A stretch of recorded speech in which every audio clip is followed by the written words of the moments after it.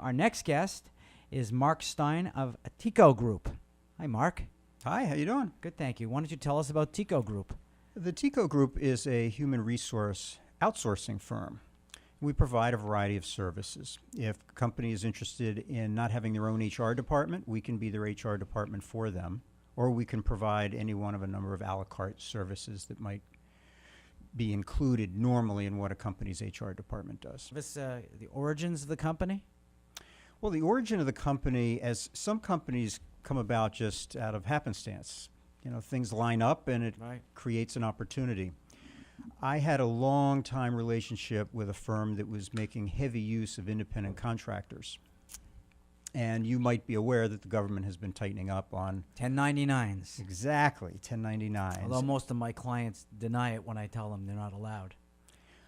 Well, there is a very small niche now of what is allowed, and more often than not, people are 1099ing people that should not be 1099. And it's triple damages immediately.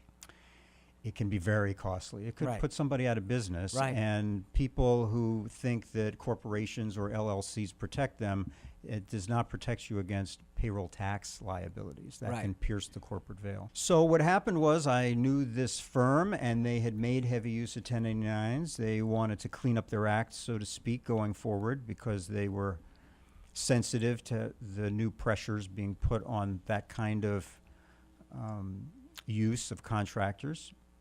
And I said, well, you have a large group.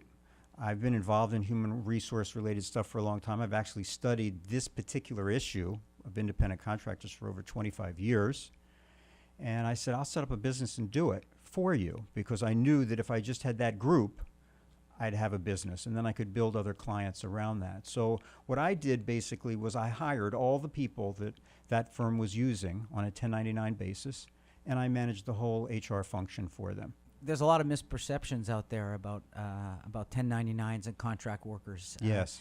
I'm sure you get frustrated at times. What are the most common ones you come across?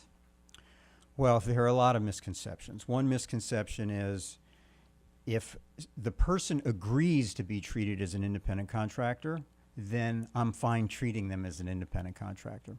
And that's just not true.